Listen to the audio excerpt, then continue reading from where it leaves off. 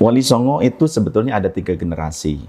Ada 3 generasi. Sedangkan generasi yang dikenal di publik, di media, itu adalah generasi yang kedua. Lawrence Arab.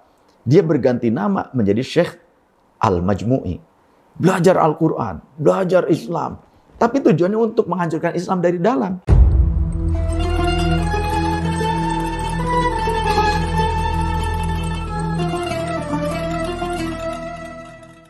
Assalamualaikum warahmatullahi wabarakatuh, sahabat Villa. Ketemu lagi di channel Cafe Rumi Jakarta, channel yang senantiasa memberikan wacana-wacana Islami yang segar dan tentunya mencerahkan. Bersama saya Sarah Monica, kita akan berbincang dengan seorang tokoh tidak hanya mengenai perjalanan spiritual hidupnya, melainkan juga gagasan-gagasannya seputar keislaman, keberagamaan, dan keberagaman di Indonesia. Semuanya terekam dalam Rumicast.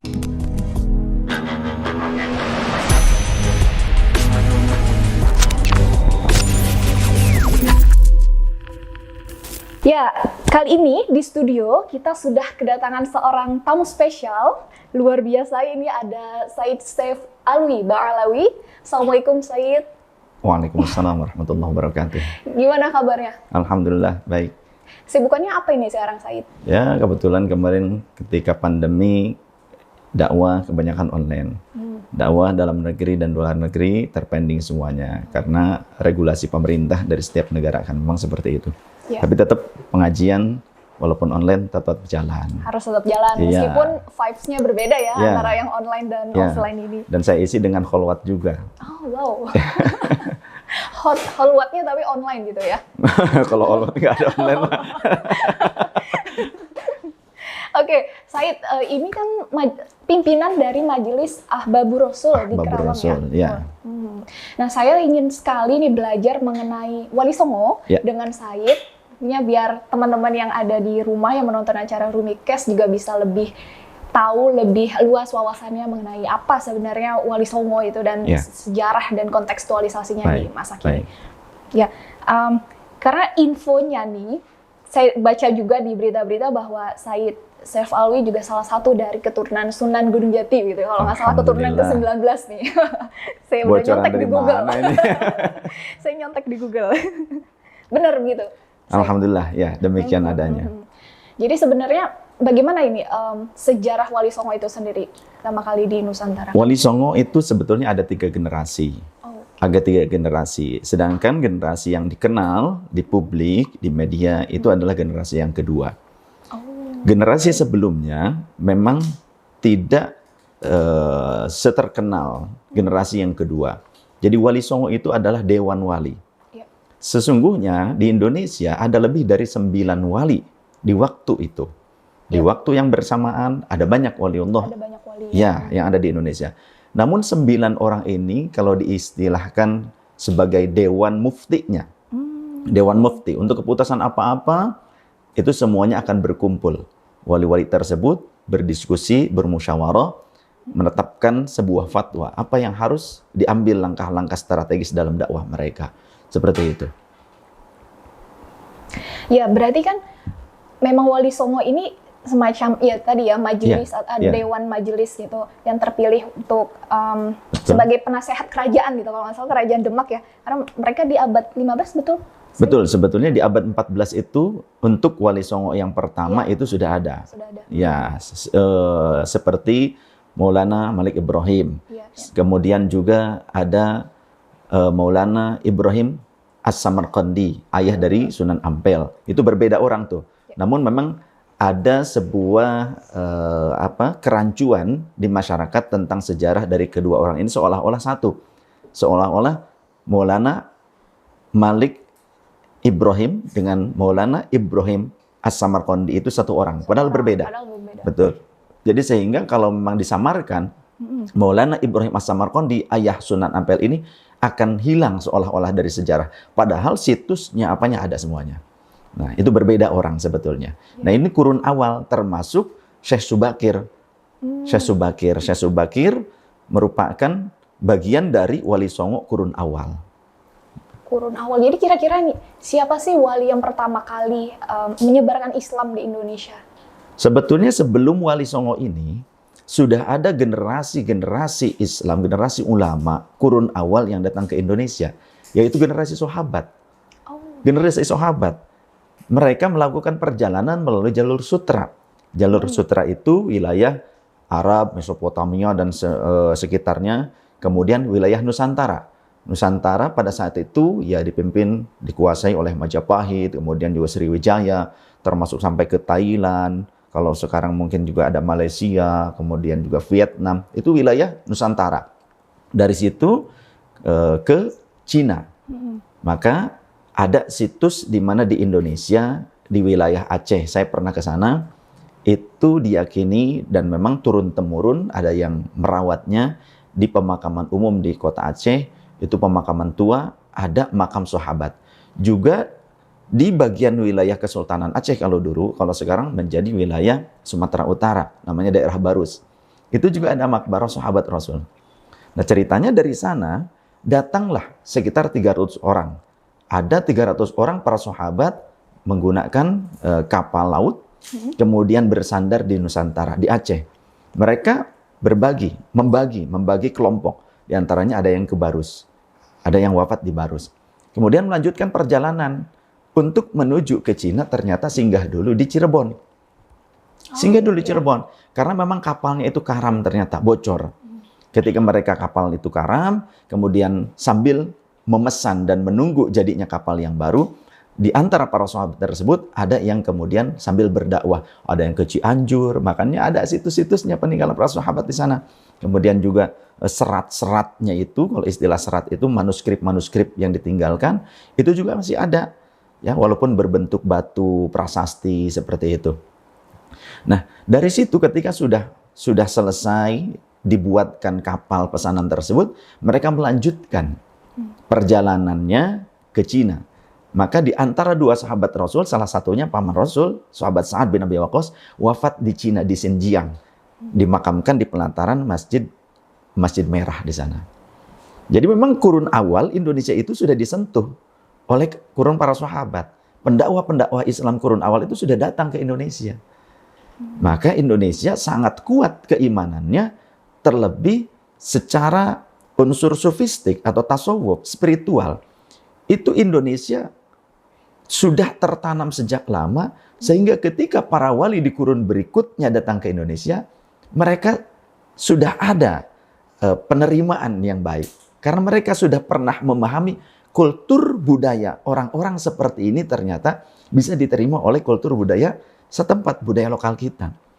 Maka terbukti di dalam sebuah penelitian, jauh sebelum Wali Songo yang kita kenal, itu ternyata ditemukan makbaroh para pendakwah terdahulu. Bahkan salah satu di antara wanita yang terkenal adalah Fatimah binti Maimun.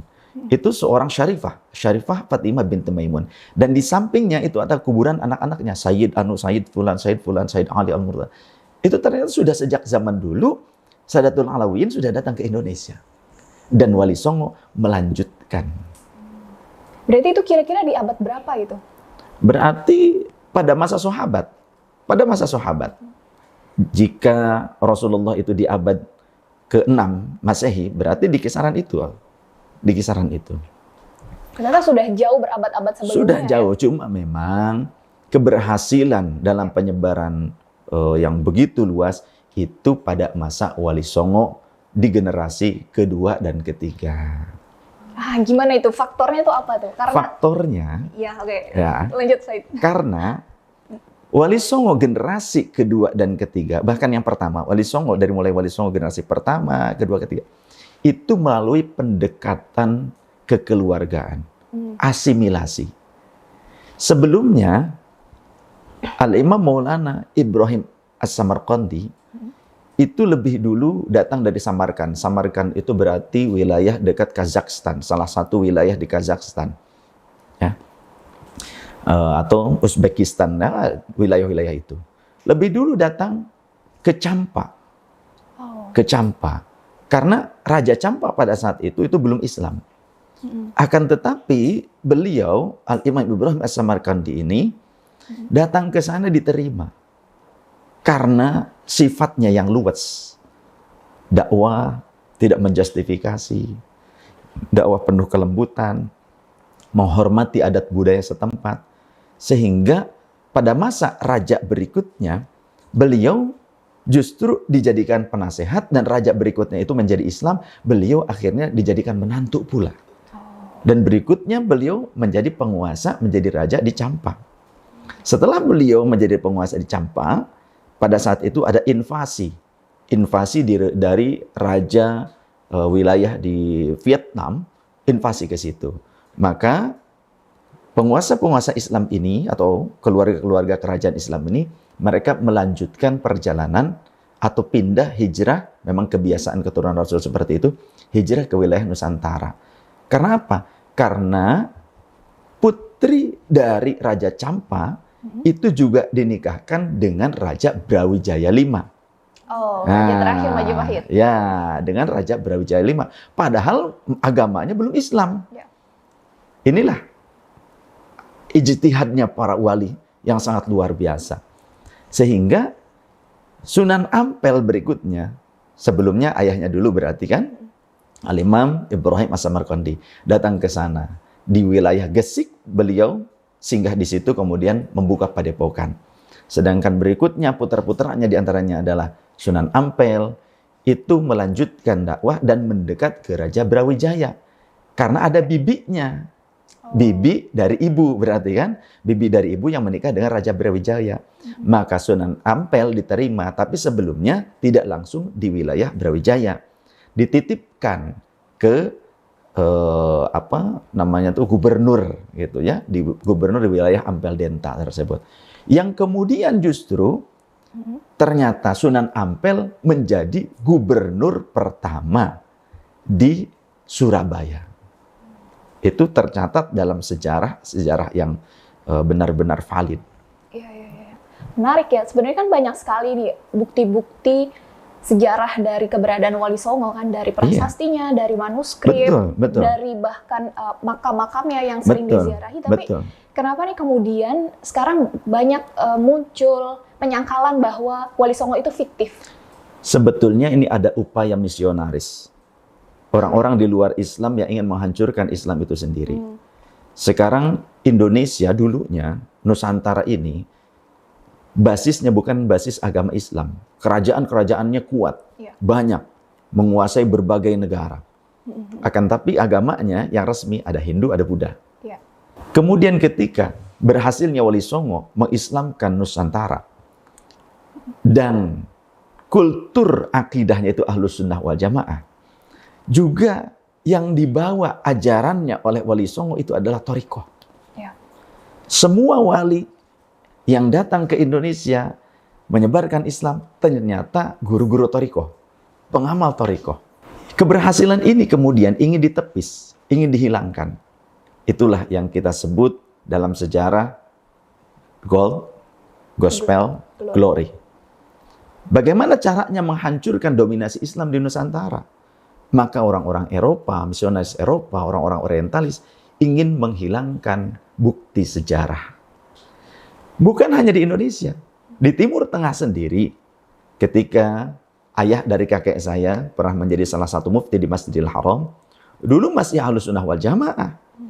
Tapi kemudian Inggris, kemudian Amerika, Israel membentuk orientalis-orientalis yang mereka disusupkan ke dalam Islam. Seperti antaranya Hampers, atau nama lainnya Lawrence Arab. Dia berganti nama menjadi Syekh Al-Majmu'i. Belajar Al-Quran, belajar Islam. Tapi tujuannya untuk menghancurkan Islam dari dalam. Bukan hanya dari situ saja. Dibuatlah ideologi-ideologi yang mengikis kekuatan-kekuatan spiritual Islam. Apa? Zikir. Zikir berjamaah, bid'ah, haram. Ziarah kubur, haram, bid'ah. Kemudian juga tawasul, tabaruk. Ini kekuatan spiritual Islam. Dianggap syirik. Dan pelakunya, pengamalnya, itu halal ditumpahkan darahnya. Dan hartanya boleh diambil. Fatwa seperti itu yang dibentuk oleh mereka. Sehingga orang-orang awam akan percaya. Karena yang menyampaikannya misionaris yang memang sudah dibekali dengan hafalan Al-Quran, hafalan hadis. Tapi untuk menyimpangkan keyakinan orang-orang awam kepada ulama-ulama kita. Selain itu, pada masa yang saya di sana, ternyata Inggris, Amerika, kemudian Israel membentuk intelijennya, termasuk Hampers itu intelijen. Intelijen dari British, intelijen CIA, intelijen Mossad. Dia berlagak menjadi seorang syekh di sana. Karena memang bahasa Arabnya juga bagus, karena 7 bahasa dia mampu, disebutlah Lawrence Arab oleh teman-temannya. Bukan hanya membentuk para pemberontak, tapi juga memasukkan pasukan-pasukan militer dari Inggris, dari Israel, sehingga yang saya ketika di sana itu melawan pemberontakan plus invasi dari tentara Inggris masuk ke tanah haram, ke Masjidil Haram. Yang saya perang melawan mereka. Jadi itu caranya. Supaya dengan cara apa? Yang pertama, mengiming-imingi Syarif Hussein supaya keluar daripada Kesultanan Turki Utsmani. Supaya melepaskan diri. Karena pusat Islam itu di Mekah dan di Madinah. Untuk apa? Mengekor kepada Turki Utsmani. Kan cukup luar biasa hasilnya jika hasil dari jamaah haji dari luar negeri, umroh, perdagangannya. Itu kan bisa dijadikan sebagai sebuah perekonomian, aset perekonomian yang luar biasa. Tergiurlah supaya bisa lepas daripada Kesultanan Turki Utsmani. Dibentuk pemberontakan oleh mereka. Pada saat terjadi pemberontakan, minta tolong kepada Turki Utsmani lepas tangan. Jika kamu memang mampu mengelola tanah haram, silahkan. Ternyata tidak bisa. Ketika terdesak oleh para pemberontak, dimasukkan pula tentara-tentara dari Inggris, dari Israel. Semakin tertekan. Yang akhirnya Syarif Hussein Al-Ghadri ditangkap, dibuang ke sebuah lembah, sekarang menjadi negara namanya Yordania. Maka Raja Yordania cucunya dari Syarif Hussein, atau cicitnya Syarif Hussein. Wah, menarik ini. Sejarah Nusantara kita jadi belajar juga sejarah globalnya. Dan tolong dikoreksi kalau saya salah ya. Siap. Jadi kalau nggak salah nih, tadi kan juga diceritakan bahwa sebenarnya sebelum masa Wali Songo yang generasi kedua yang kita kenal sebagai Wali 9 itu, kan masih banyak sekali sebenarnya wali-wali yang datang ke Indonesia, tapi mungkin karena di Nusantara sendiri pada abad itu kan sangat kuat Hindunya, Budanya, dan akhirnya kan dakwah Islam ini tidak begitu mulus gitu. Maksudnya pengikut ajaran Islam tidak sebanyak ketika masa Wali Songo yang generasi kedua itu. Dan kemudian Said ketika sudah benar-benar berlangsung secara luas nih dakwahnya, pas banget di abad 15 itu kita dijajah pertama kali bukan ya oleh Portugis. Iya, betul. 1511. Betul. Maksudnya yang jadi fondasi keislaman yang sedang dibangun oleh para wali ini menjadi yang mendapat tantangan yang luar biasa. Betul. Sebetulnya ketika masa dakwahnya para Wali Songo itu, Islam sudah mulai menyebar luar biasa. Karena memang dengan asimilasi tadi. Betul. Ya, banyak diantaranya juga putra dari Brawijaya itu ternyata menjadi Islam. Termasuk juga Sultan Fatah, walaupun dari selir. Kakaknya Sultan Fatah kemudian menjadi raja di Palembang, ya, Arya Damar namanya. Ternyata dari kerajaan-kerajaan Hindu dan Buddha yang besar justru melahirkan para pendakwah-pendakwah dan juga pejuang-pejuang yang menjadi penguasa-penguasa Islam berikutnya. Termasuk juga di Pajajaran. Walaupun mungkin ayah dari Prabu Siliwangi belum Islam, tapi Prabu Siliwangi sudah dinyatakan Islam.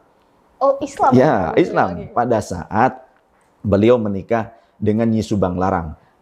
Nyi Subang Larang itu merupakan seorang wanita dari Campa yang dididik oleh Syekh Qurratul Ain atau Syekh Hasanuddin. Ya, Syekh Hasanuddin sebelum ke Karawang itu datangnya ke Cirebon dulu. Tapi oleh ayah dari Prabu Siliwangi, Prabu Anggalarang, itu diusir.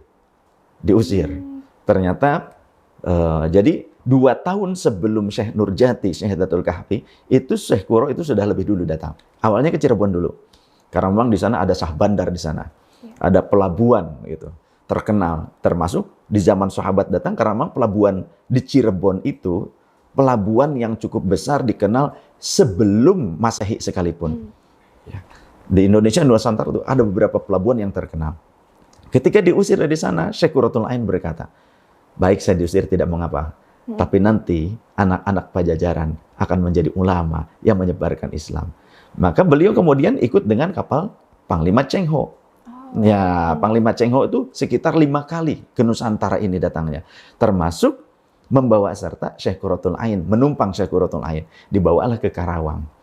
Nah, jadi Islam dari situ menyebar seperti putra-putra Pajajaran, Pangeran Cakrabuana, kemudian juga berarti putrinya juga yang menjadi ibunya Syekh Syarif Hidayatullah, Nyimbas Syarifah Mudaim, ya. Kemudian kakaknya juga yang menjadi wali yang menyebarkan Islam di wilayah Jawa Barat, Tatar Sundan itu bukan cuma Jawa Barat sebetulnya. Luas. Nah, itu kemudian yang akan menyebarkan terus-menerus. Ketika putra-putra mahkota yang menyebarkan Islam, otomatis masyarakat akan menerima dengan baik. Karena penyebarannya juga tanpa paksaan. Terus sampai ke Kalimantan, sampai ke Nusa Tenggara, seperti Sunan Giri. Terus ke sana. Jadi sudah banyak orang-orang yang mengenal Islam dan memeluk Islam. Juga banyak pembesar-pembesar dari keluarga-keluarga kerajaan yang sebelumnya beragama Hindu, Buddha, ternyata kemudian menjadi raja-raja penerus yang beragama Islam. Berarti kan kuat. Di saat berikutnya, ada penjajah Portugis datang, maka itu pada masa menantunya Syekh Syarif Hidayatullah. Namanya Fatahillah atau Faletehan. Beliau dari Campa. Beliau dari Campa, juga zuriyah Rasulullah SAW. Beliaulah yang diutus untuk menghadapi penjajah Portugis di Sunda Kelapa dan memenangkan pertempuran tersebut. Jadi memang sudah dipersiapkan. Kenapa para wali itu sangat-sangat luar biasa. Di kurun berikutnya mereka melawan penjajahan. Artinya penerus Wali Songo. Wali-wali di kurun berikutnya. Kenapa? Karena nyata kurun Wali Songo tersebut mempersiapkan kerajaan-kerajaan seperti Demak Bintoro. Untuk apa? Untuk Islam di masa depan di Nusantara ini. Karena mereka wali-wali bukan orang biasa. Firasatnya kuat, mendapatkan ilham dari Allah. Kata Rasul, ittaqu firasatal mu'mini fa innahu yanzuru binurillah. Perhatikan olehmu firasat orang-orang yang beriman benar, maka karena mereka itu memandang dengan cahaya petunjuknya Allah. Apa di antara petunjuk yang mereka terima, Ahlus Sunnah wal Jamaah di Makkah, Madinah tidak bisa bertahan di kemudian waktunya. Dan betul adanya. Wali Songo datang ke Indonesia itu ternyata perintah melalui mimpi dari Rasulullah SAW agar mereka membawa Ahlus Sunnah wal Jamaah ke Nusantara ini. Sehingga berbondong-bondong para wali tersebut.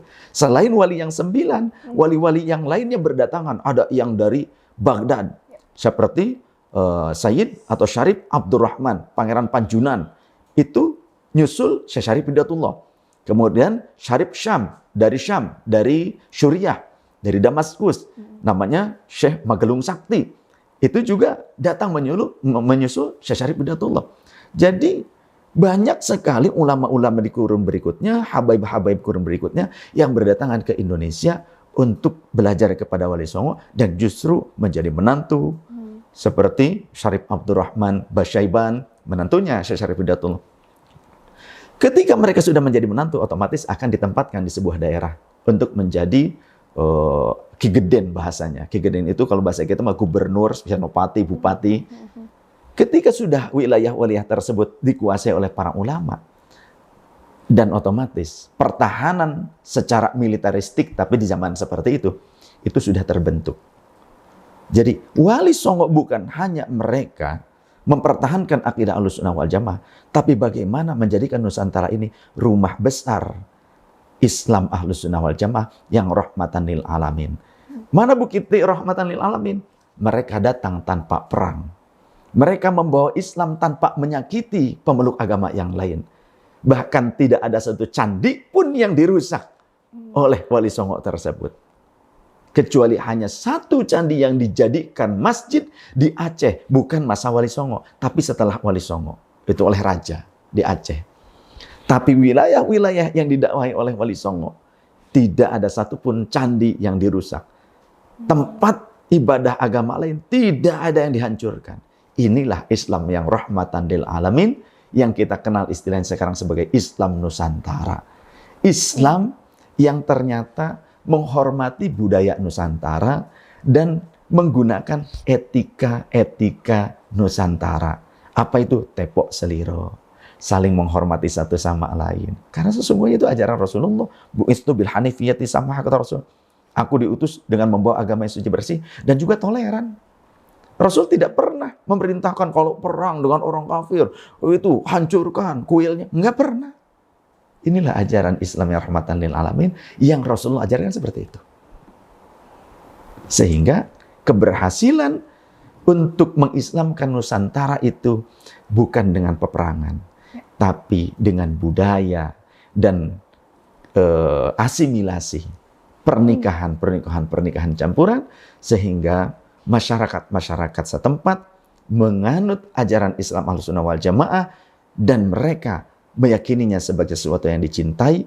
Ketika para wali tersebut mengajarkan kepada mereka tentang cinta tanah air, walaupun mereka bukan asli orang Indonesia, ada sebagiannya yang lahirnya ternyata kan di Campa, ada yang dari Samarkand gitu kan. Tapi ketika berada di Indonesia, mereka cinta dengan Indonesia, walaupun namanya belum Indonesia. Ya, mereka cinta dengan Nusantara ini dan mereka mencintai budaya-budaya lokal, termasuk mencintai wanita-wanita setempat yang kemudian diperistri mereka. Tidak harus Arab, tidak harus dari Uzbekistan, tidak. Karena apa? Yang terpenting kebersahajaan. Dakwah dengan santun itu akan menumbuhkan keyakinan dari masyarakat.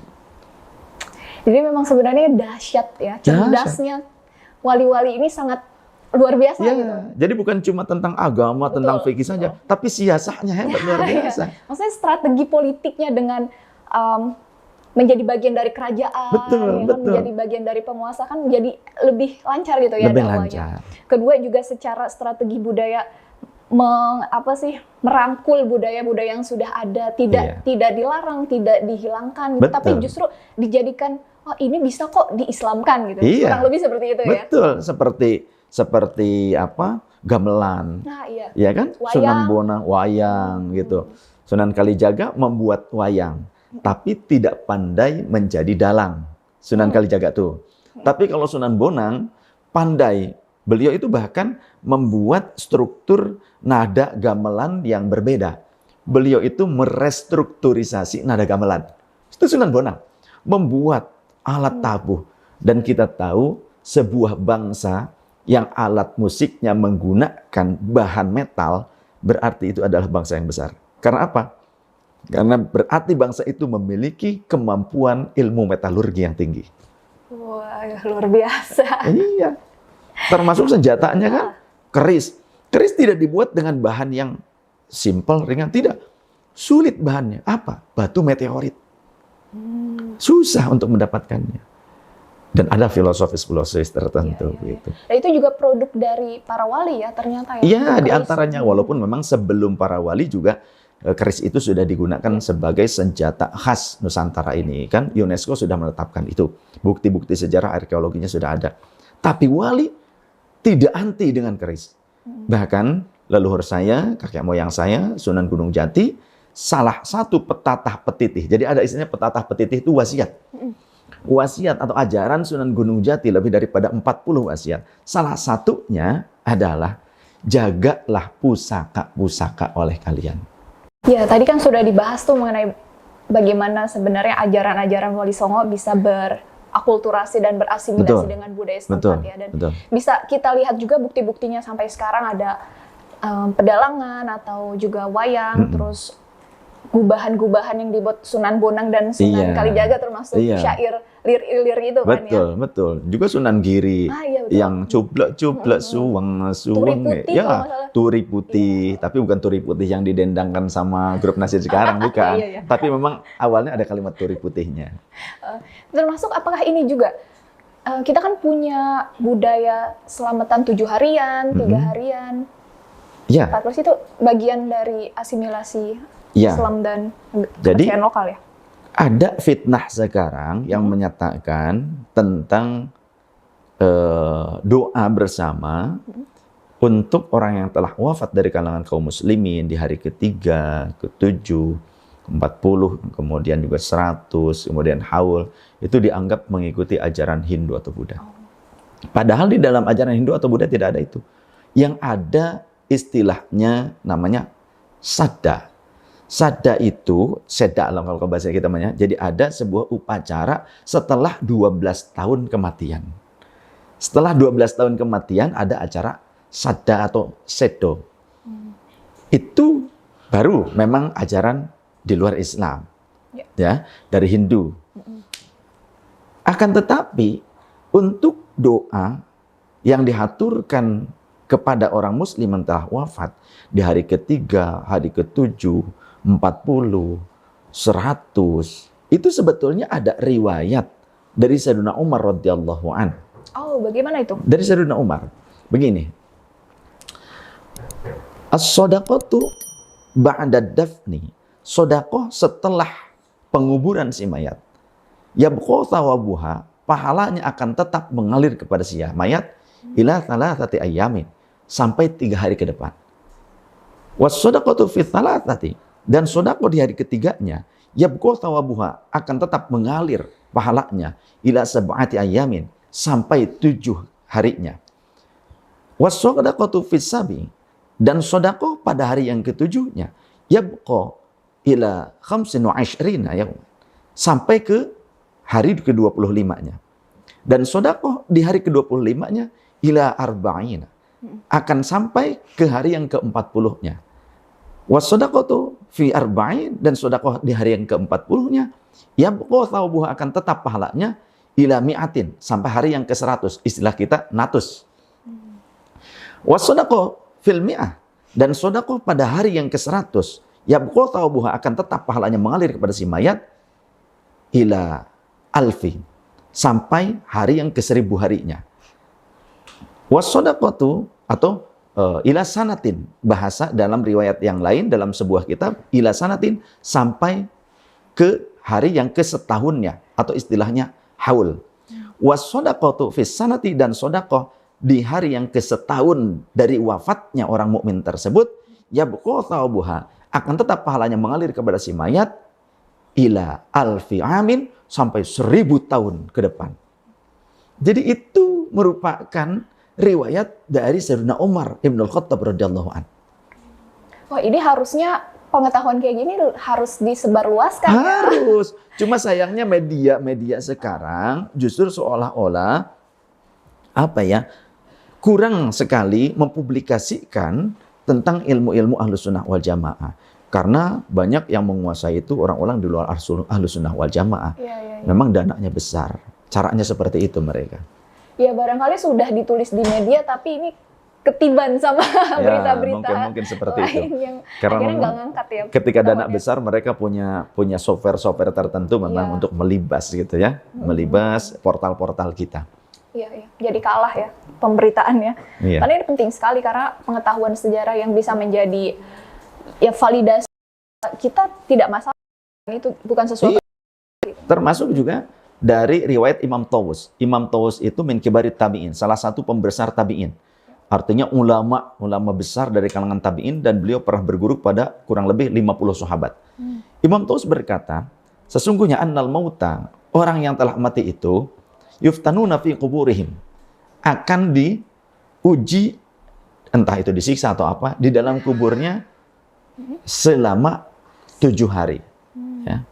Kemudian dalam riwayat yang lainnya dari seorang sahabat Rasul, hampir sama redaksinya dengan Imam Tawus yang tabi'in. Annal mauta, sungguhnya orang yang meninggal itu, mereka yuftanuna fi quburihim, akan diuji di dalam kuburnya.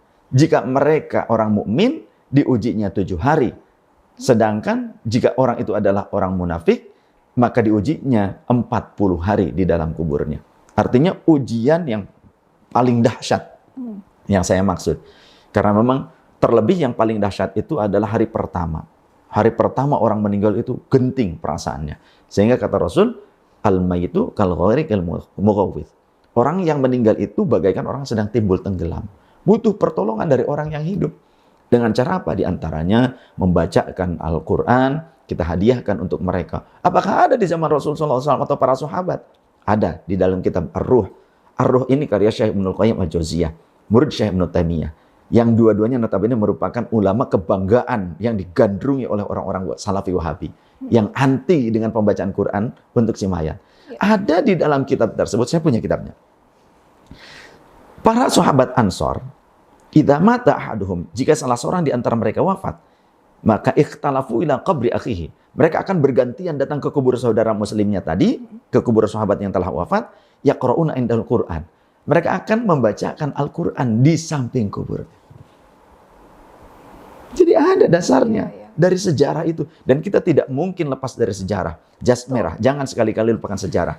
Karena ketika kita ingin menggunakan hadis sekalipun, tentu tidak akan lepas dari sejarah, biografi setiap para perawi hadis. Namanya Tabaqatul Huffaz. Jika kita tidak memperhatikan sejarah para perawi hadis, kita tidak akan bisa menetapkan hadis ini masuk kategori sahih kah, dhaif kah, maudhu kah? Tidak bisa. Karena menetapkan itu harus mengerti tentang riwayat. Dan riwayat itu harus mengerti tentang biografi dari rijalul hadis itu sendiri. Dan itu sejarah. Dan itu sejarah. Nah, ketika para perawi hadis tadi mengamalkan hal itu, berarti mereka sudah lebih paham tentang syariat bahwa hal itu boleh. Valid. Ya. Sebetulnya ada di dalam kitab-kitab itu, ada banyak dalam kitab-kitab tua itu. Cuman harus mungkin semacam ditulis ulang dengan gaya populer biar orang-orang awam yang googling tuh bisa baca ya. Betul. Karena memang zaman sekarang tidak semua orang tertarik dengan baca kitab. Gitu. Belum tentu bisa juga. Memang perlu waktu yang cukup lama. Tidak mudah untuk membaca kitab.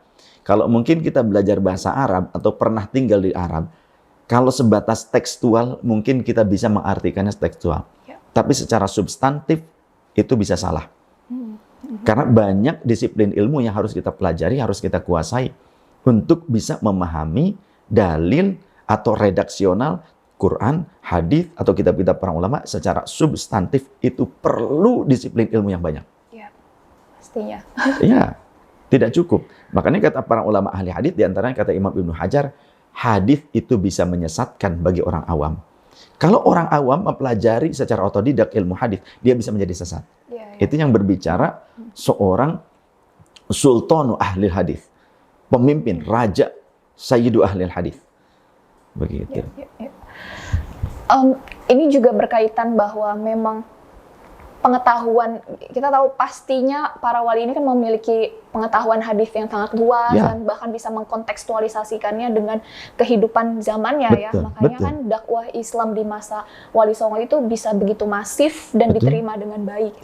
Pertama karena mereka punya kecerdasan politik juga, terus budaya, dan kira-kira apalagi sih yang menjadi karakteristik dari dakwah Wali Songo yang membuat kesuksesan Islam gitu, di tanah Nusantara ini. Baik, saya mendengar dari para guru bahwasannya semua Wali Songo itu membawa ajaran thariqah.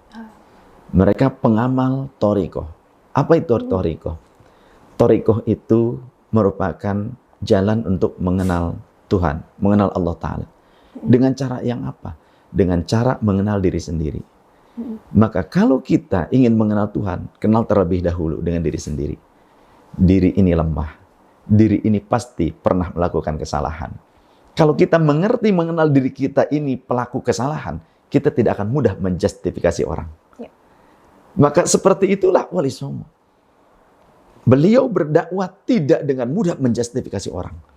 Tidak dengan menyakiti orang. Karena kita sendiri kalau disakiti sama orang lain kan tidak suka. Contoh, kita ini Muslim, kita disakiti oleh orang non-Muslim, kita kan tidak akan suka. Maka begitu pula orang lain tidak akan suka disakiti oleh kita. Disinggung oleh kita seperti itu. Maka dakwah Wali Songo dengan cinta, dengan thariqah. Dan saya ingin buka-bukaan, bocoran. Thariqah, kakek moyang saya, Sunan Gunung Jati, thariqah yang pertamanya itu Naqsyabandiyah. Oh, Naqsyabandiyah. Ada dalam manuskrip, karya tulis tangan beliau tidak ada di Indonesia. Adanya di Leiden, di Belanda. Ada seorang ulama Nahdlatul Ulama, ulama NU, namanya Kiai Haji Ahmad Baso di PBNU. Beliau itu sering ke luar, termasuk ya Al-Maghfurlah Kiai Haji Agus Sunyoto. Jadi beliau mencari manuskrip tua, termasuk karya-karya Wali Songo itu. Ya, ditemukanlah di antaranya di Leiden. Karena dulu kan bagaimana cara menghancurkan Indonesia, menguasai Indonesia, maka hilangkan bukti sejarahnya. Itu yang dilakukan oleh para penjajah. Belanda, Portugis. Caranya seperti itu. Tapi Wali Songo dulu membawa Islam ke Indonesia, para wali sebelumnya juga, tanpa menghancurkan sejarah lokal yang ada. Malah justru akhirnya terjadi percampuran, ya, mengislamisasikan ajaran-ajaran yang kurang islami, tapi bukan menghilangkannya. Ternyata thariqahnya yang pertama Naqsyabandiyah itu tercatat dalam sebuah kitab tua yang ada di Leiden. Kemudian barulah Syatoriyah. Ya. Kemudian ada Sunan Ampel. Sunan Ampel juga sama, Naqsyabandiyah. Ada lagi di antara selain Wali Songo, ada namanya Syekh Abdul Jalil. Syekh Abdul Jalil dikenal juga dengan istilah Syekh Lemah Abang atau Syekh Siti Jenar. Nah, familiarnya Syekh Siti Jenar. Beliau itu pengamal thariqah. Thariqahnya Akmaliyah. Makanya putri beliau yang dinikahkan dengan Sunan Kalijaga, karena dulu Sunan Kalijaga juga pernah tinggal di Cirebon. Ya, makanya kenapa disebut Sunan Kalijaga, karena ada di sana nama sungainya itu. Dan beliau sering kali di situ. Jadi menyusuri kali, karena kalau dulu transportasi yang paling aman, yang paling cepat itu kan melalui jalur air, ya, kali besar.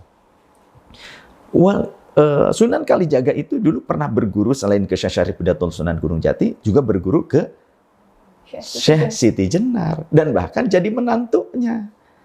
Menikah dengan putrinya beliau yang kemudian keturunannya kepada Hadratus Syekh Hasyim Asy'ari di antaranya. Nyambungnya ke situ. Wah, ini info baru ini. Tadi kan kalau dibilang bahwa Syekh Siti Jenar itu ternyata juga pengikut thariqah. Pengikut thariqah, pengamal thariqah. Iya, pengamal thariqah. Akmaliyah. Akmaliyah itu thariqah lokal bukan ya? Ya, sebetulnya karena Islam kan tidak dari Indonesia asalnya.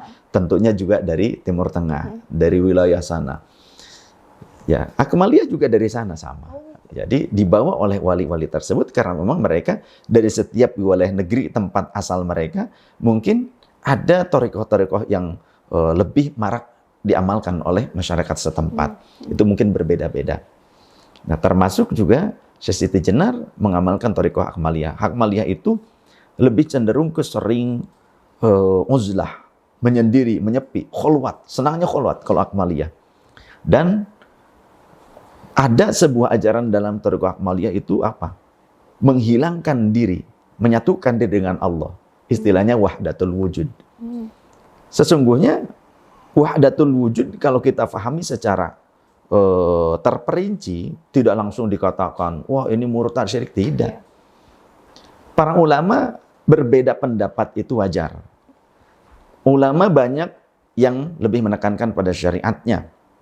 Mereka mengatakan yang benar wahdatus syuhud, satu persaksian, menyaksikan apapun, bersaksi bahwa yang menciptakannya Allah. Yang menguasai benda tersebut adalah Allah. Wahdatus syuhud, satu persaksian. Tapi ketika orang sudah fana, orang sudah gila dengan cintanya kepada Allah, bahkan sudah tidak mengenal dirinya sendiri, hilang. Karena dia mengenal dirinya, maka dia tidak mengenal dirinya. Bagaimana maksudnya? Ketika kita mengenal diri kita tuh dari tidak ada, dari fana, ya. Wa yabqa wajhu rabbika dzul jalali wal ikram, dan hanya zat Allah yang kekal. Semuanya fana. Maka kita pun orang-orang seperti itu, seperti Syekh Siti Jenar, akan masuk pada fase fana. Fana itu kehilangan kesadaran atas dirinya, yang ada kesadaran kepada Tuhannya saja. Itu sama seperti Al-Imam Al-Hallaj, As-Suhrawardi. Makanya dulu juga mereka dihukum mati seperti itu. Karena dianggap berbahaya bagi umat. Syekh Siti Jenar juga demikian. Maka Syekh Siti Jenar kalau ditanya beliau itu murtad atau tidak, beliau wali. Syekh Siti Jenar itu wali. Cuma madzhub. Sayangnya murid-muridnya ini mengamalkan fatwa-fatwa saat beliau sedang madzhub. Kalau Sunan Kalijaga berguru kepada Syekh Siti Jenar, fatwa ketika sebelum madzhub dipakai. Tapi ketika mertuanya madzhub, ya beliau memisah. Tidak menggunakan, tidak merujuk secara fatwa kepada Syekh Siti Jenar. Tapi merujuk kepada wali-wali yang lain secara fatwa.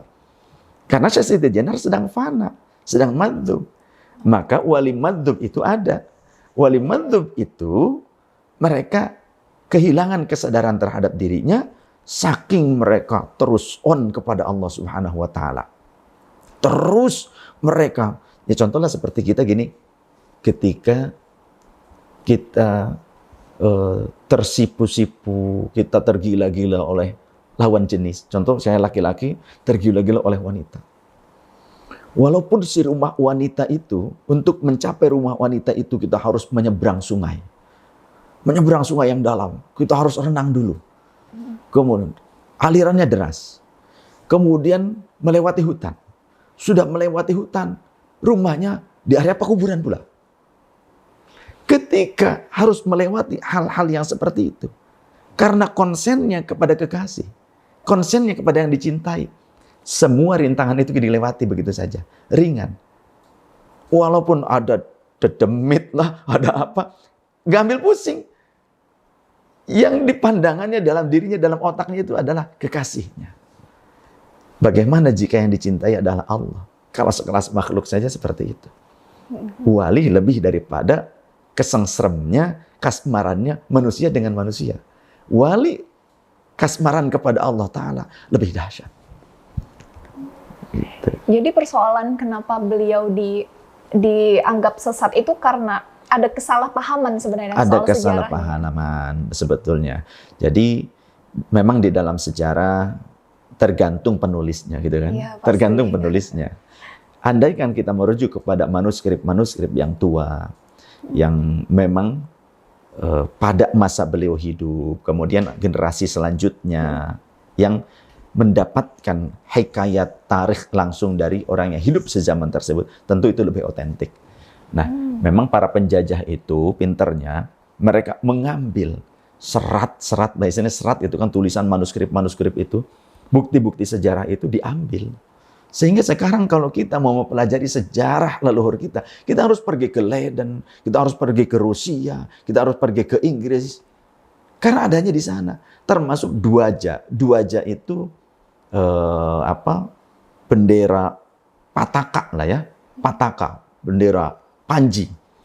Panji, Laskar Macan Ali Kesultanan Cirebon, pasukan militernya Kesultanan Cirebon, itu adanya di Leiden.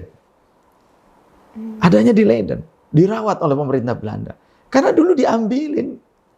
Kekayaan sejarah kita diambil oleh mereka. Supaya apa? Mereka mempelajari itu semua. Di kemudian waktu mereka datang, walaupun bukan dengan peperangan, tapi dengan kecerdasan mereka. Dengan cara mereka berupaya menguasai negara kita melalui cukong-cukongnya. Atau menggunakan boneka-boneka dari bangsa sendiri. Sehingga nanti mereka lah yang akan mengeruk kekayaan alam kita. Yang sudah terjadi seperti itu di zaman Orde Baru, putra dari penguasa Orde Baru mendatangkan observator dari luar negeri, kalau tidak salah dari Swedia, untuk mengangkat harta terpendam di Laut Cirebon. Itu kapal para sahabat yang tenggelam itu.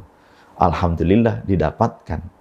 Termasuk 23 butir permata milik Rasulullah, dalam sejarah adanya 40. Yang terbawa, yang ditemukan 23 di perairan Cirebon. Kemudian banyak lagi, kemudian dilelang di pacuan kuda di Depok. Itu yang terjadi. Aduh. Jadi memang para penjajah itulah goal, glory, gospel. Rusak bangsa lain dengan cara merusak ingatan sejarah para generasi penerus bangsanya. Jika ingin menguasai suatu bangsa, maka hilangkan ingatan sejarah dari benak generasi penerus bangsa tersebut. Cara itu yang mereka lakukan. Sehingga kita sekarang kehilangan bukti-bukti sejarah. Dicuri oleh mereka. Ya, jadi memang semacam ada proses pembodohan gitu kali ya. Betul. Jadi kita tidak lagi dibuat kenal dengan sejarah kita sendiri, terutama soal Wali Songo. Dan bahkan disusupkan. Misionaris-misionaris itu disusupkan. Termasuk ke Indonesia. Dulu ada namanya Dr. Snok Horgrone. Dia itu belajarnya di Timur Tengah. Sengaja belajar Quran, belajar ilmu hadis. Tapi dia merupakan misionaris. Berganti nama menjadi Syekh Abdul Ghaffar. Dia datang ke Sumatera Barat. Sampai diangkat mantu oleh seorang ulama di sana, karena kecerdasannya. Tapi ternyata ideologinya menjadi penyebab perang saudara, perang Padri. Perang saudara. Siapa dia Syekh Abdul Ghaffar? Dr. Snook Horgronya. Dia misionaris. Ingin mengacak-ngacak. Kemudian juga Van der Vlas. Sama seperti itu. Iya, mata-mata Belanda sebenarnya. Betul. Dan yang saya rule-nya ini jelas. Datanglah Wahabi, mengaku Salafi. Dibawa ke Indonesia, Bu. Asalnya kan dari Timur Tengah sana, pada zaman Hampers tadi. Pada zaman Hampers, itu dibesarkan. Dibentuk ideologi, dibuat ideologi-ideologi yang ingin mengikis. Bahkan sisa-sisa peninggalan sejarah di Timur Tengah, itu dihancurkan oleh mereka. Itu yang kemudian dibawa, didatangkan, disusupkan ke Indonesia dengan cara ideologi seperti itu. Orang Indonesia banyak orang Islam, tapi banyak yang awam. Ketika didatangkan seolah-olah ini sarjana Timur Tengah dan sebagainya, padahal ideologinya ideologi yang menyesatkan. Jadi kira-kira gimana ya untuk orang Indonesia, yang kita kan Muslim terbanyak di dunia karena penduduknya yang sangat besar. Karena ada proses bagaimana sejarah ini coba dihilangkan dan diganti dengan ideologi Islam yang baru. Jadi apa sih sebenarnya rekomendasinya kalau dari Said Saif sendiri? Apakah orang-orang Islam ini harus bertorikoh semua kah? Atau bagaimana untuk lebih bisa menghadapi tantangan zaman? Baik, sebetulnya akarnya ilmu. Apa-apa harus dengan ilmu. Man arada dunya fa'ali bil ilmi. Siapa yang ingin selamat di dunia maka harus punya ilmunya. Sukses, selamat dunia harus pakai ilmu dunia. Man aradal akhirata fa'alihi bil ilmi. Kalau ingin sukses, selamat di akhirat harus pakai ilmunya, harus tahu ilmunya. Man aradahuma, siapa yang ingin selamat dan sukses di keduanya, maka fa'alihi bil ilmi, harus dengan ilmunya. Kita harus kita sebetulnya dulu juga bangsa pemikir. Tapi sayang kesini-sini, apalagi di masa gadget, gitu kan. Banyak tidak dimanfaatkan untuk hal-hal yang positif. Harusnya sarana-sarana yang Allah berikan kepada kita, bangsa kita sekarang, dengan kemajuan, kecanggihan teknologi, seperti kita sekarang ini, gunakan untuk hal-hal yang positif. Saya setuju dengan adanya channel ini. Mudah-mudahan diberkahi Allah Subhanahu wa Ta'ala. Diridhoi Allah. Untuk menangkal upaya-upaya pembodohan yang terstrukturisasi. Kalau kita sekarang banyak orang-orang yang merasa bangga dengan sarjana-sarjana Timur Tengah dan sebagainya. Kita harus tahu seperti Saudi. Mengacunya kemana? Ke Eropa. Mengacunya ke Eropa. Apa-apa harus dengan Eropa. Apa harus dengan Eropa. Orang Indonesia di sana walaupun punya jabatan dikerdilkan. Tapi kalau ada orang Amerika, orang Inggris, mereka sangat mengagumkan ya orang Arab tuh. Kenapa? Karena dulunya ketika menguasai wilayah Hijaz, menangkap Syarif Hussein, raja yang sah, dan membuangnya. Kemudian mereka menobatkan diri sebagai raja, Ibnu Saud tuh, Abdul Aziz bin Saud. Dan mengklaim bahwa wilayah Hijaz, tadinya Hijaz itu bukan Arab Saudi, diklaim sebagai wilayah kerajaan milik keluarga. Maka namanya Al-Mamlakah As-Su'udiyah, kerajaan milik keluarga Ibnu Saud. Ada peran siapa? Peran Israel, peran Amerika, peran Inggris. Dan itu termaktub dalam sebuah catatan yang mereka tetap jaga sampai sekarang. Sehingga untuk pembangunan atau apapun akan lebih cenderung menerima investasi dari sana. Ya, kita jadi pahamlah mana yang benar-benar pure murni, gitu kan? Mana yang tentang politik, yang kemudian dana dari sana dikocorkan ke Indonesia. Silahkan siapa yang mau membuat masjid, tapi dengan syarat tidak boleh ada bedug. Padahal ini kan merupakan khas kultur budaya Islam di Indonesia. Artinya yang diambil, diadopsi oleh orang-orang Indonesia. Tidak boleh ada zikir berjamaah. Sekarang banyak yang seperti itu. Termasuk masjid saya pernah ditawari begitu. Warga kami menolak. Ada yayasannya tersendiri di Indonesia yang menyalurkan dana itu. Dananya besar. Satu masjid siap. Minimal pertama dikocorkan dana 300 juta. Hingga 1 miliar. Tapi dengan syarat. Imam dan khotibnya dari yayasan mereka. Tidak boleh ada bedug. Tidak boleh ada zikir berjamaah. Ini kan merupakan siasat sebetulnya. merupakan siasat untuk apa? Mengikis kultur-kultur budaya Islami. Zikir berjamaah itu sunnah. Dan ini kultur budaya Islami. Rasulullah mengamalkannya. Tapi dibilang bid'ah. Seperti itu. Jadi memang terstrukturisasi. Dananya besar. Oke. Kalau persoalan kita kan memang harus ilmu ini menjadi fondasi utama ya. Terutama juga dalam ya beragama gitu. Dan di Islam sendiri kan kita mengenal bahwa berilmu itu tidak boleh tanpa guru gitu. Ya, betul. Sanad itu penting. Betul. Jadi sanad tidak boleh disepelekan. Sanad tidak boleh dihilangkan. Kata Al-Imam Abdullah Ibn Mubarak, murid Imam Malik, al-isnadu minad-din. Sanad ilmu bagian daripada agama. Walaulal isnad, andaikan manusia tidak memperhatikan sanad ilmu dalam mempelajari agama, maka dia akan mendapati orang yang serampangan berbicara. Seenak nafsunya saja dia berbicara. Sanad inilah yang tetap dijaga oleh ulama-ulama kita. Maka dalam Thariqah Al-Mu'tabarah, sanad itu menjadi pokok landasan, pondasi Thariqah ini sahih atau tidak. Jika sanadnya bersambung seperti Thariqah mursyid kita, Maulana Syekh Syam Al-Qabbani qaddasallahu sirrah, Maulana Syekh Nazim Al-Haqqani qaddasallahu sirrah, itu berurutan. Silsilahnya itu pemberian otoritasnya tidak sembarangan. Tidak asal kita berguru kepada beliau, kemudian kita diperkenankan menyebarluaskan ajaran beliau. Tidak. Beliau akan menerima petunjuk dari Allah, kemudian juga menerima petunjuk dari Rasulullah SAW dan para mursyid-mursyid sebelumnya dalam kapasitas spiritual beliau untuk menentukan siapa yang pantas menyebarkan ini. Dan ini pemegang sanad silsilah tersebut. Walaupun semua murid itu pasti nyambung dengan silsilah keguruan ini. Tapi dalam pengajaran ada otorisasi. Artinya apa? Autentikasi ajaran itu dijaga sekali. Tidak asal. Coba kalau yang Salafi Wahabi. Ada tidak keguruannya, sanad keilmuannya dari anu sampai Rasulullah? Tidak. Sedangkan kita, guru-guru kita, mursyid kita. Contohlah, jangan jauh-jauh ke murid kita, ke mursyid kita. Saya lah santri kelas bawang gitu ya.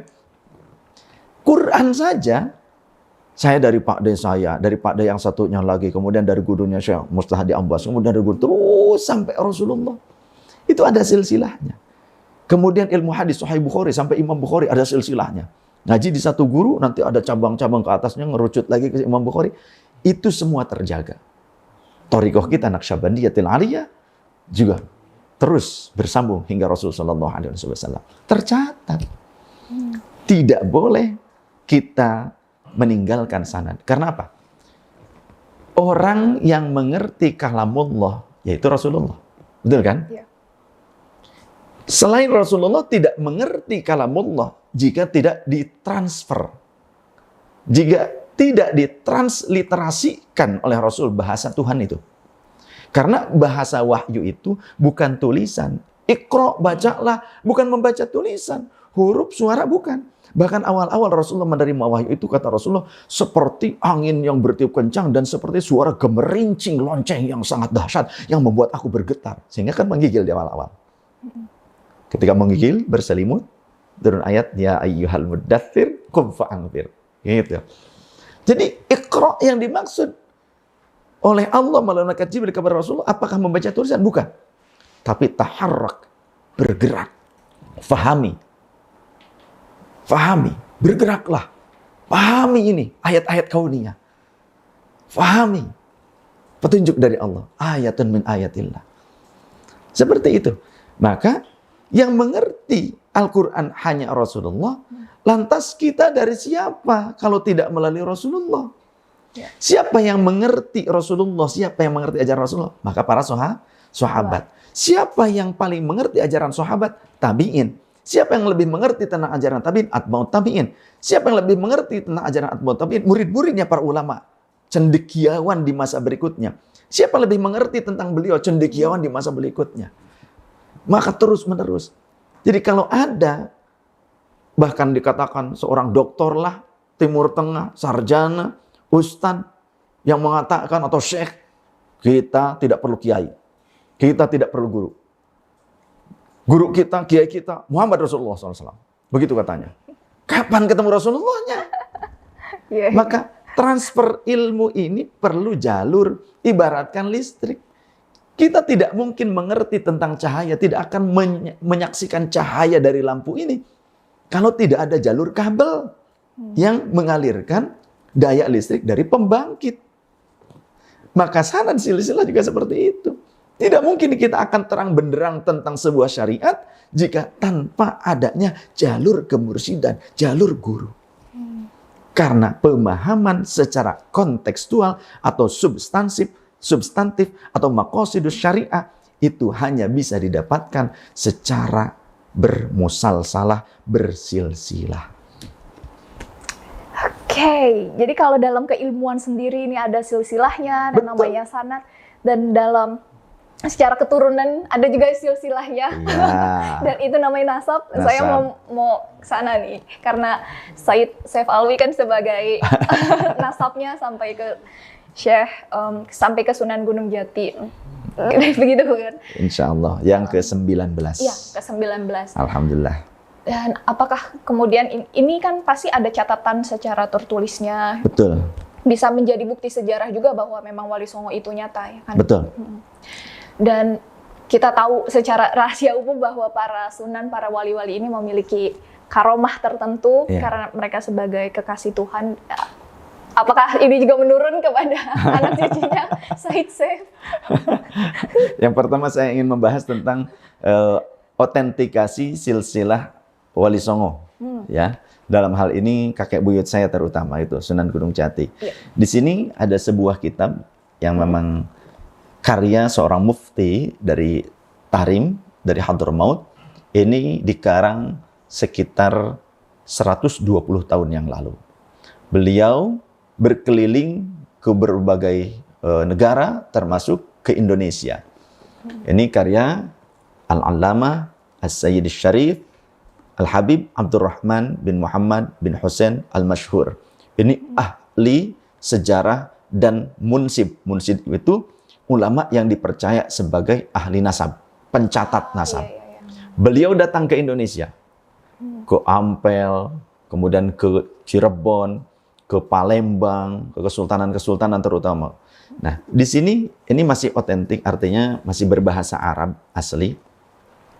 Ada sebuah halaman yang menunjukkan bagan tentang silsilah Wali Songo dan khususnya sampai Maulana Hasanuddin putra Syarif Hidayatullah.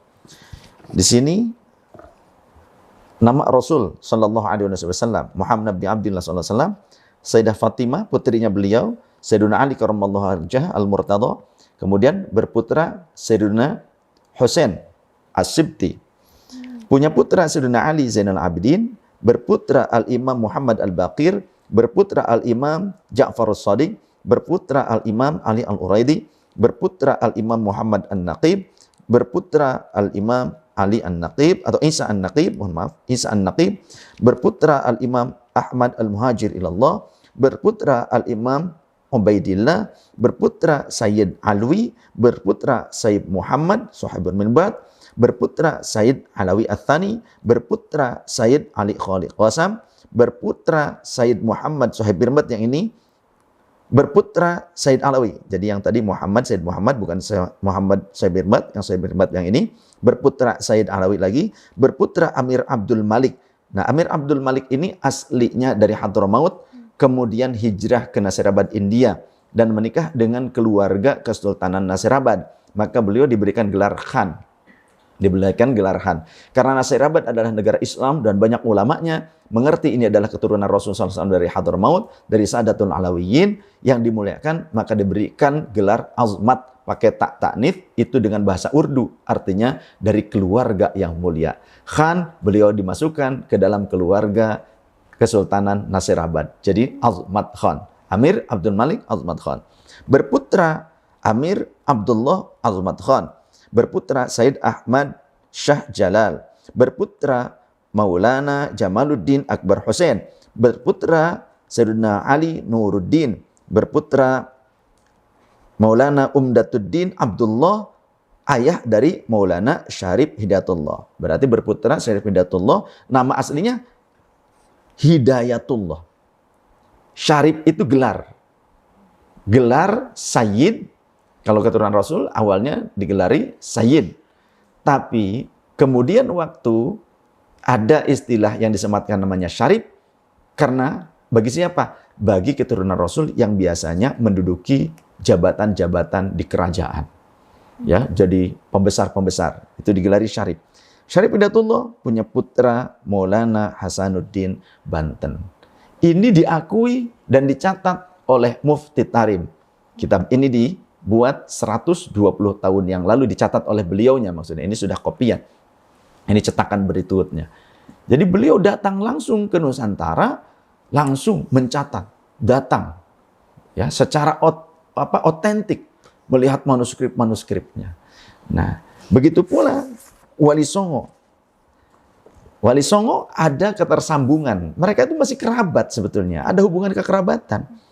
Di sini kita ambil dari Syajarah Alu Abdul Malik bin Alwi bin Muhammad Suhaib Mirbad. Said Abdul Malik yang tadi hijrah dari Hadramaut ke Nasirabad, India, menikah dengan keluarga Kesultanan Nasirabad, berputra Said Abdullah. Said Abdullah Azmat Khan. Kemudian berputra Said Ahmad, berputra Said Jamaluddin Akbar Hussein. Jamaluddin Akbar Hussein punya putra yang pertama Barokat, kemudian Ali Nurul Alam, kemudian Ibrahim Al-Akbar. Dari Barokat punya anak Malik Ibrahim, Sunan Gresik. Maulana Malik Ibrahim. Kemudian juga putra yang lainnya Ahmad Abdurrahman Ar-Rumi. Kemudian dari Ali Nurul Alam punya putra Abdullah, berputra Hidayatullah, ya, atau Syarif Hidayatullah Jaddu Salatin Cirebon wa Banten, kakek moyangnya Sultan-Sultan Cirebon dan Banten. Sedangkan kalau dari Ibrahim Al-Akbar punya putra Ali Rahmatullah Sunan Ampel, punya putra Maulana Ishaq, punya putra yang lain, maksudnya punya putra yang lain dari Ibrahim Al-Akbar ini ada Ali Al-Murtadha. Nah, ini kakaknya Sunan Ampel. Dari Ishaq atau dari Sunan Ampel dulu, dari Ali Rahmatullah Sunan Ampel punya anak Makhdum Ibrahim Tuban Sunan Bonang. Anak yang lainnya Ahmad Hisham Kadilangu. Kemudian anak yang lainnya Hashim Derajat, ya, Sunan Derajat. Nama anak yang lainnya Ja'farus Shadiq Sunan Kudus. Nama putra beliau yang lainnya Zainul Abidin Demak, Sultan Demak.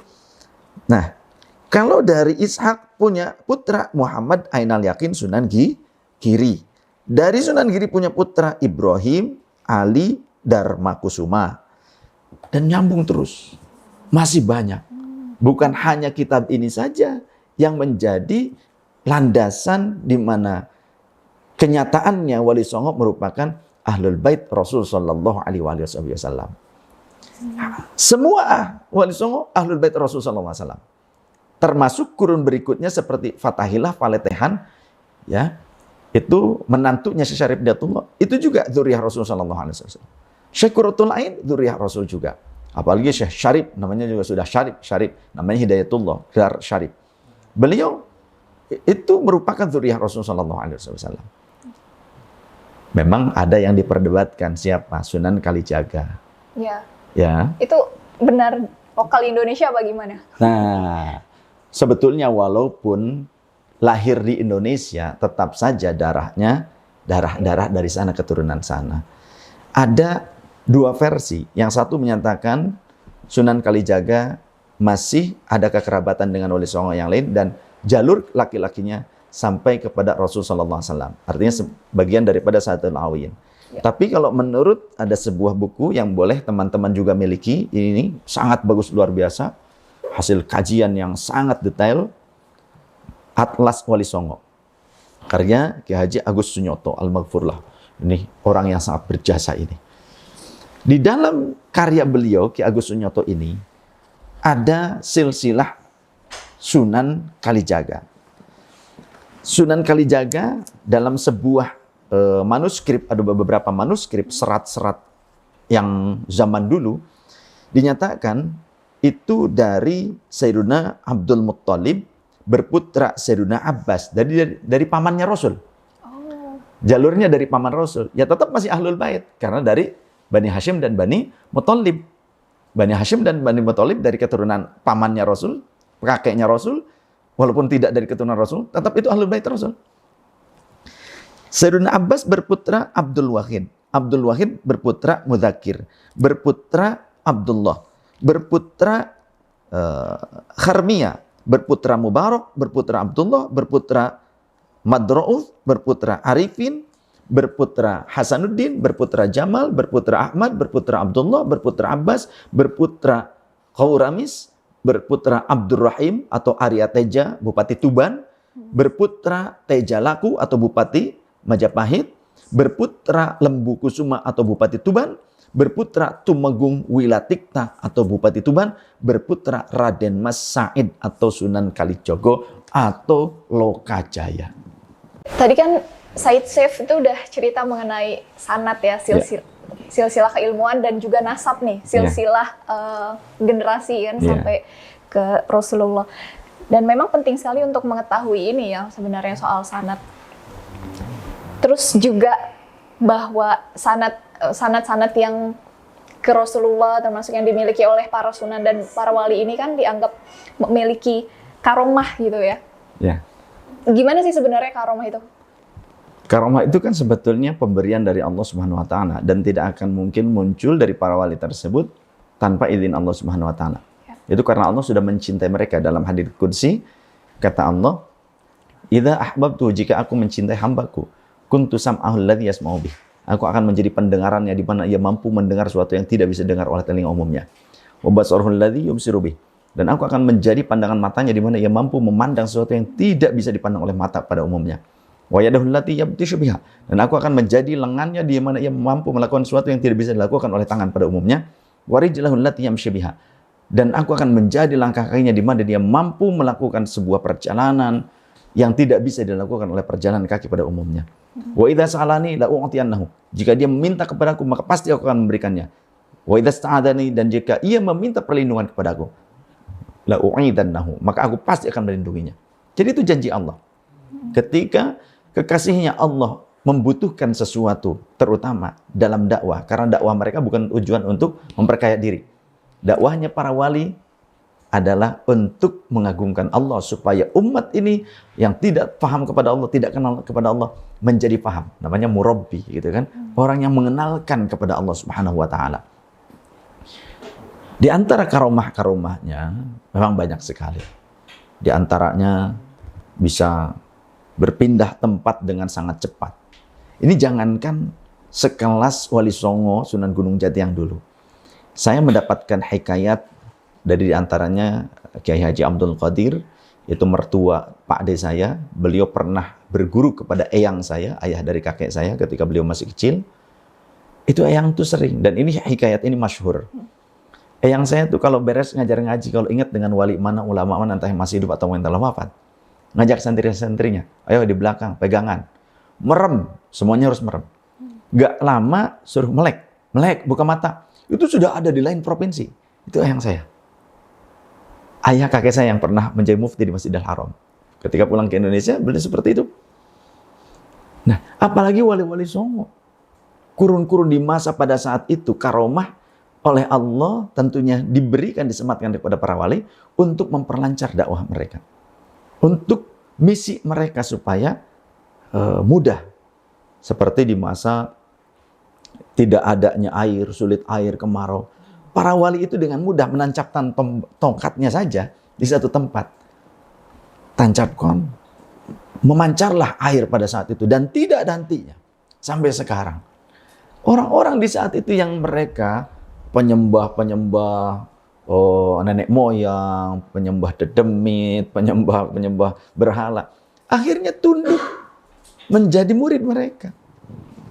Jadi karomah itu tujuannya untuk menyatakan keagungan Allah supaya mereka semakin yakin kepada Allah. Yang tidak kenal, mereka akan mengenal Allah. Oh, jadi memang dalam jalur itu ya untuk lebih memperkenalkan diri kepada Tuhan dan juga lebih meningkatkan. Termasuk ini, kakek moyang tuh, maksudnya Sunan Gunung Jati, Ya. membedah, mengoperasi dengan jempol. Oh, oke. Jadi ada sebuah hikayat, beliau sedang dengan uaknya Pangeran Cakrabuana atau Ki Kuwo Sangkan, biasa, kalau bahasa kita belusukan, melihat rakyat langsung, membagikan zakat juga langsung ke rakyat, belusukan gitu. Ternyata menyaksikan ada seorang wanita yang dikejar-kejar suaminya mau dibunuh. Bawa senjata suaminya, mau dibunuh, teriak-teriak. Akhirnya wanita tersebut kebetulan berpapasan dengan Sunan Gunung Jati yang menjadi penguasa Cirebon pada saat itu, meminta tolong. Bersimpuh minta tolong. Kenapa? Itu suaminya, datang suaminya. Wahai Kanjeng Sunan, biarkan aku membunuhnya. Kenapa? Dia telah berbuat zina katanya. Dia menuduh istrinya zina. Karena memang perutnya agak kembung, agak membesar. Istrinya tidak berbuat zina katanya. Ada keluhan pada perut. Wah, bohong katanya gitu. Suaminya tetap kekeh. Akhirnya begini. Bolehkah saya menjadi penengah? Kita akan buktikan, meminta kepada Allah untuk melihat isi perut istrimu. Bolehkah saya membelah perut istrimu? Begitu. Karena sudah dikenal kewaliannya, karomahnya. Maka si pria tersebut, si suami, baiklah, disaksikan oleh sang suami. Maka kemudian dibelah perut si perempuan tersebut. Ternyata ada tumor di dalamnya. Daging jadi di dalam perutnya. Dicabut, dirapatkan kembali, dirapatkan lagi perutnya. Tanpa bekas. Maka di situ rumah tangga ini aman, selamat. Dan tidak sampai terjadi pembunuhan. Jadi karena penyakit. Itu salah satu karomah yang terkenal. Luar biasa. Berarti memang karomah-karomah ini kan juga menjadi semacam, ya memang keistimewaan dari para wali songo masa itu. Betul. Selain bahwa berdakwah, memperkenalkan Tuhan kepada masyarakat lokal, tapi juga sebenarnya kan untuk mempertahankan semacam otoritas kerajaan. Betul. Dan juga untuk menyelamatkan orang lain. Begitu. Dan sebenarnya kalau misalnya kita kaitkan nih dengan konteks sekarang di mana beragama itu kan secara tidak langsung kita juga harus membela negara tempat kita tinggal kan, sebagaimana dulu para wali songo mempertahankan kerajaan-kerajaan itu dari para kolonial. Gimana pendapat Said Seif sendiri ketika ada pertentangan antara keberagamaan ini dengan kenegaraan gitu? Kalau kita merujuk kepada hadis Rasul, ada beberapa riwayat hadis diantaranya. Kalau Rasul pulang dari luar Madinah, kemudian Faro'a Judron al-Madinah, melihat ketika akan pulang ke Madinah dan melihat dinding-dinding bangunan yang bagian pinggirnya Madinah, artinya bangunan terluarnya Madinah, maka Rasulullah SAW jika berada pada untanya, maka beliau akan mempercepat laju unta tersebut untuk sampai ke Madinah. Dan jika beliau sedang menunggangi kuda, faharrakaha, maka Rasul akan menggerak-gerakkan kuda tersebut, ya seperti Zoro gitu-gitu kan. Menggerak-gerakkan kudanya, diputar-putar, dinaik-naikkan. Saking apanya? Lihubbiha. Karena saking cintanya kepada Madinah. Madinah bukan tempat lahir Rasul. Tempat di mana bumi dipijak beliau tinggal, hijrah di situ. Tapi juga Rasul pernah berkata, ketika beliau melaksanakan Fathu Makkah, datang menguasai Makkah tanpa peperangan. Beliau berkata, wahai Makkah, engkau adalah negeri yang paling kucintai. Andaikan aku tidak terusir darimu, niscaya aku enggan untuk meninggalkanmu. Artinya itu Rasulullah sangat mencintai tanah kelahirannya. Dari situlah para ulama memahami cinta negara merupakan bagian daripada iman. Hubbul waton minal iman. Lafaz hubbul waton minal iman laisa minal hadith, bukan hadith, tapi ungkapan ulama menyampaikan sebuah substansi hadith. Jadi sebenarnya hal itu tidak perlu dipertentangkan. Tidak perlu dipertentangkan. Kan bisa menjadi Islam dan bisa menjadi ya bangsa Indonesia. Betul. Buktinya Rasulullah membuat peradaban di Madinah. Dan di Madinah bukan cuma orang Islam saja yang ada. Ada Yahudi, ada Nasrani, ada Majusi. Rasul membuat piagam Madinah yang melindungi seluruh bangsa Madinah. walaupun beda etnis, walaupun beda agama, beda suku. Bahkan Rasulullah datang ke Madinah mempersatukan suku Aus dan Khazraj yang 300 tahun berperang terus tanpa minta imbalan. Rasulullah menikahkan mereka satu sama lain. Seperti itu. Jadi mencintai negara merupakan keniscayaan yang harus dipegang erat, pegang teguh oleh orang-orang muslim dimanapun berada. Ada istilah di mana bumi dipijak, di situ langit dijunjung. Jangan sampai kita lahir di negeri Indonesia yang tercinta, mencari nafkah, makan dari hasil tumbuhan Indonesia, minum dari sumberan air Indonesia, bahkan mungkin nanti meninggal dikuburkan juga di tanah Indonesia, tapi tidak mencintai bangsa sendiri, bahkan menjadi pengkhianat bangsa, lebih cinta kepada bangsa lain. Kalau memang lebih cinta kepada bangsa lain, suruh pergi saja tuh orang dari Indonesia. Jangan tinggal di Indonesia. Jangan tinggal di Indonesia. Jelas sebenarnya secara dasar negara sendiri kita sudah dibela gitu ya, sudah ada fondasi ideologi kan Pancasila. Betul. Yang bisa memeluk semua, tidak hanya bahkan bangsa masyarakat Islam, tapi juga suku-suku lain dengan kepercayaan yang berbeda. Iya. Dan Pancasila itu merupakan intisari, nilai-nilai daripada Al-Quran. Ketuhanan yang Maha Esa, Qul huwallahu ahad. Kemanusiaan yang adil dan beradab. Innallaha ya'murukum bil adli wal ihsan. Ihsan, adab, peradaban, berbuat baik. Gitu kan? Persatuan Indonesia. Wa'tasimu bihablillahi jami'an wa la tafarraqu. Karena pada dasarnya wa'tasimu bihablillahi jami'an wa la tafarraqu bukan hanya tentang agama, tapi persatuan bangsa. Ketika di Madinah seperti itu. Kemudian kerakyatan yang dipimpin oleh hikmat kebijaksanaan dalam permusyawaratan perwakilan, semuanya ada dalilnya. Wa amruhum syura bainahum, gitu. Rasulullah diperintahkan bermusyawarah. Padahal pada saat beliau bermusyawarah dan hasil keputusan bersama diterima, hasilnya kurang memuaskan, apa itu? Perang Uhud, bisa dikatakan kaum muslimin kalah pada saat itu. Tapi kenapa kok Allah memerintahkan Rasulullah bermusyawarah? Padahal sebelumnya perang menang, mempertahankan diri. Kata Rasul sudah bertahan saja ketika ada provokasi dari kafir Quraisy datang ke Uhud. Yang muda-muda bilangnya, Muhammad wis tuwe gitu ya. Kalau bahasa sekarang. Udah tua tuh katanya, kehilangannya Ali sekarang udah tua. Ayo kita saja, yang muda-muda gitu. Turunlah ayat itu. Ya, wasyawirhum fil amr, bermusyawarahlah engkau wahai Nabi dengan mereka. Akhirnya dikumpulkan. Kalau yang benar-benar alim dan kekuatan imannya kepada Rasulullah sam'an wa ta'atan, kata Rasul apapun, kami sami'na wa ta'na. Tapi yang muda-muda ternyata lebih banyak bersuara, lanjut, ya, ikuti provokasi dari orang kafir Quraisy tersebut. Kita lawan, maju ke medan tempur. Ya akhirnya Rasul menggunakan zirah besi. Saat Rasul menggunakan zirah besi, menyelempangkan pedangnya, sahabat Abu Bakar dan sahabat Umar, dua mertua nih, datang, ya Rasulullah, kita ini baru pulang perang. Masih capek, biar kami yang memimpin pasukan. Engkau sudah tinggal saja di rumah, tinggal di Madinah istirahat. Kata Rasul, pantang bagi seorang Nabi, jika sudah menggunakan zirah besinya, dia tanggalkan hanya karena menghindari peperangan dengan kaum-kaum kafir yang akan menindasnya. Jadi, maju ke medan tempur. Tapi sayang, ya memang sudah keputusan Allah. Dikatakan, Perang Uhud bisa dikatakan draw atau bahkan umat Islam termasuk mengalami kekalahan saat itu. Tapi kenapa Allah kok memerintahkan musyawarah?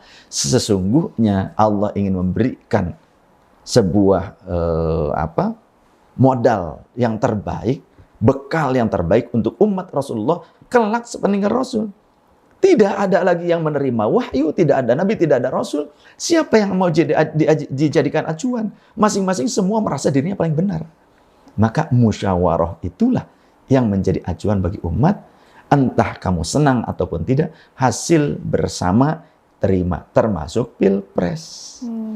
Ketika pilpres secara langsung, hasilnya bukanlah jagoan kita yang menangnya, tapi secara konstitusi itu sah, maka terima dia menjadi pemimpinmu. Ya.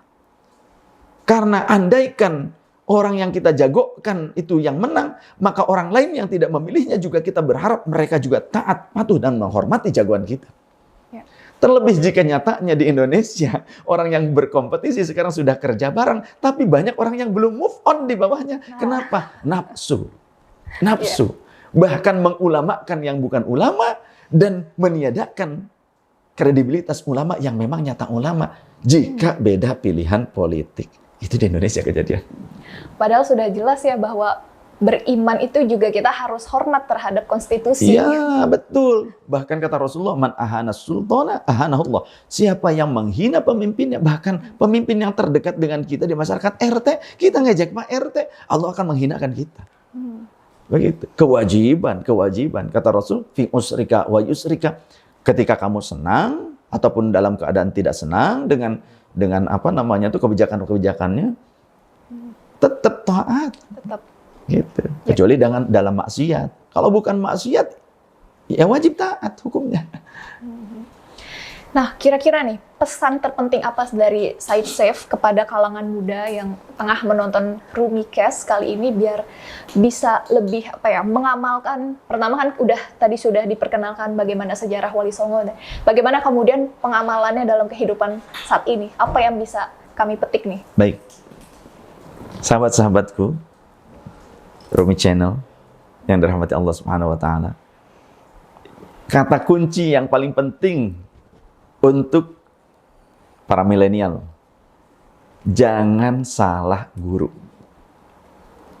Salah gaul masih mudah untuk diperbaiki. Tapi kalau sudah salah guru, maka akan sangat berbahaya dan bisa menyesatkan bukan hanya untuk dirinya, bahkan untuk orang lain. Kama qala Syekh Joker radhiyallahu an. Joker itu kan tadinya baik begitu kan? Ternyata kan ideologinya salah jadi seperti itu. Dia membenarkan ideologinya sendiri. Ya, tertawa boleh lah, senyum-senyum sedikit gitu. Tapi jangan lupa ya, kalau ada sedikit rezeki, kita bantu channel ini supaya lebih baik lagi. Seperti itu dong ya. Ya, terus subscribe jangan lupa. Saya ajak teman-teman untuk subscribe dan jangan lupa di situ sebelah kanan itu ada lonceng. Disentil atau dipalu. Dipalu itu deng, supaya bunyi notifikasinya setiap saat. Pokoknya tonton terus channel ini. Tadi ya, kata kuncinya adalah jangan salah guru. Karena banyak sekarang artis baru belajar Islam, tapi karena salah guru, malah justru merasa paling hebat dibandingkan ulama yang dari kecil sudah pesantren. Kan aneh. Kemudian serampangan berfatwa. Inilah sebab salah guru. Maka berguru jangan kepada Sinto Gendeng. Karena nanti takutnya akan menjadi Wiro Sableng. Demikian sahabat Villa, bincang-bincang kita bersama Said Seif Alwi Ba'alawi, luar biasa, sangat berdaging. Ini lebih-lebih dari seminar ya kira-kira, kalau kuliah ini namanya SKS. Dan mudah-mudahan bisa sangat menginspirasi kawan-kawan Rumikes yang menonton, bisa menambah pengetahuan, wawasan sejarah mengenai bahwa Wali Songo itu memang nyata dan banyak sekali bukti, prasasti, manuskrip, bahkan keturunannya juga. Ini di samping saya. Bisa diambil sampel darah. Keturunan luar biasa, saya bisa bertemu dengan keturunan ke-19 dari Sunan Gunung Jati. Saya mudah-mudahan dapat karomahnya juga. Dan kitab-kitab karya Wali Songo ada sebetulnya. Banyak sekali. Banyak sekali. Jadi kalau ada yang menyatakan Wali Songo tidak punya kitab, bohong. Bohong. Banyak seperti Serat Wijil dan semacamnya, itu karya Wali Songo. Ya, Sunan Giri, Sunan, itu ada. Jadi semuanya ada karya tulisnya, termasuk tulisan tangan berupa Al-Quran, itu juga ada. Masih tersimpan, ada di keraton, ada di museum-museum penelitian Wali Songo juga ada. Termasuk di luar negeri, di Leiden, di mana itu banyak. Ya, memang sudah sangat terbukti ya bahwa wali-wali dan ulama kita itu mereka juga penulis. Banyak-banyak kitab yang kemudian menjadi bahan ajaran juga untuk murid-muridnya saat ini, yang bisa menyambungkan sanadnya kepada guru-guru di masa lampau. Baik, saya ada sedikit puisi ini, saya akan kutip. Meski pernah terjerumus ke lembah atau sempat terbang ke angkasa megah, jiwamulah sejatinya marwah. Itulah yang membuat hidup ini indah. Saya Sarah Monica, pantengin terus Rumicast, channel Rumicast Indonesia. Jangan lupa like, subscribe, dan share, spread, agar semua berita baik ini dapat tersebarkan dan Anda menjadi bagian di dalamnya. Wabillahi taufiq wal hidayah wa ridho wal inayah. Wassalamualaikum warahmatullahi wabarakatuh. Waalaikumsalam warahmatullahi